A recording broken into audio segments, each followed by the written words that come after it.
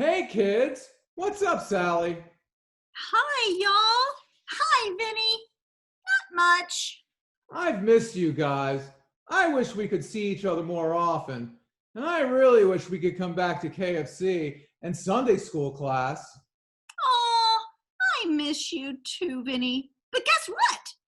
My mom and me were just talking about you yesterday. So we may be out of sight, but you're not out of mind. You talked about me? Wow, I feel pretty special. Were you talking about what a cool little dude I am?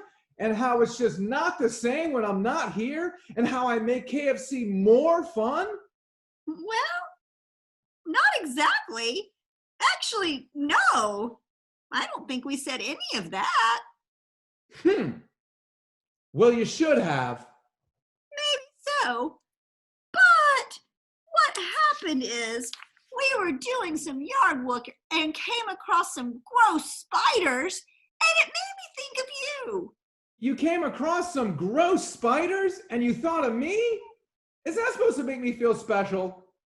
Well, actually, what we said was that even though we didn't really like snakes and rats and spiders, and if we had been Noah, we probably wouldn't have loaded those creepy critters up on the ark.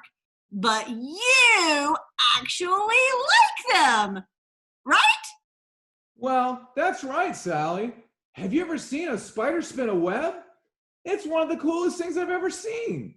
The way they work to create these amazing designs out of their spider web stuff, and then the bugs fly into it and they roll them up and paralyze them with their poisonous venom, and then suck out their blood. Ugh, that's gross, Benny. And have you ever seen a snake eat? It swallows things like birds or mice whole, and it's really big going down the body of the snake. Talk about cool. And rats, well, they're just cool because they make girls scream. That's pretty funny.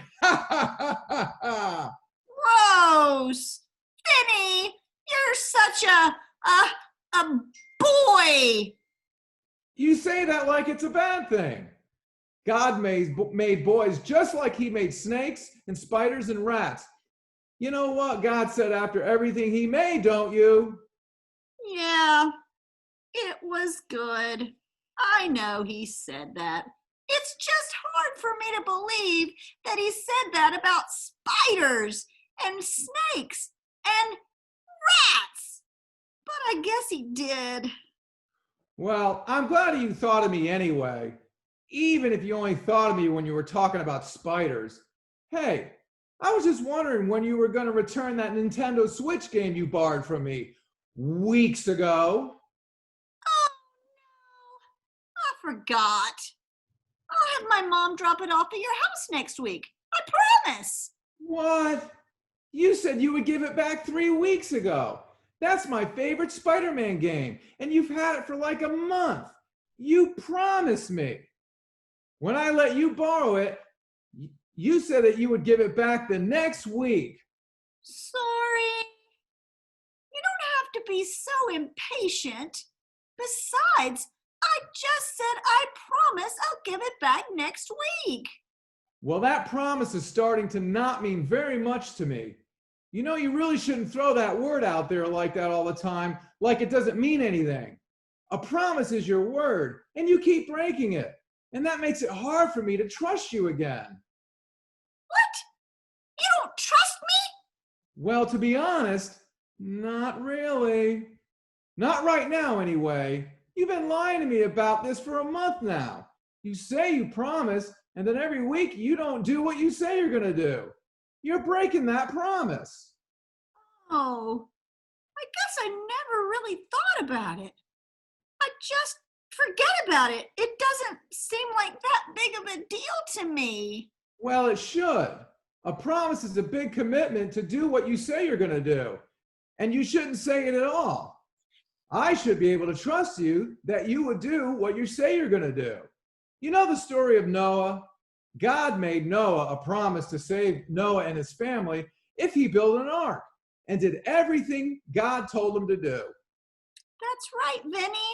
And my mom and I were just talking about that.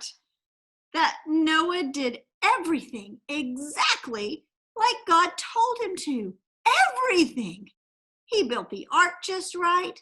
He gathered all the animals. And guess what God did? I know.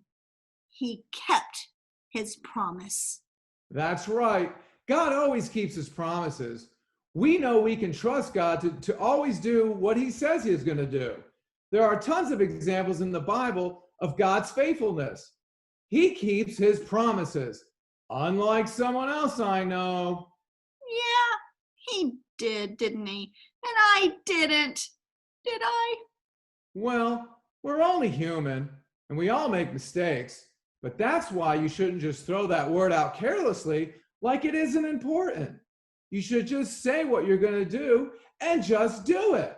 Otherwise, people will learn that they can't trust you to do what you say you're going to do. Is that what you want? No, I want people to trust me.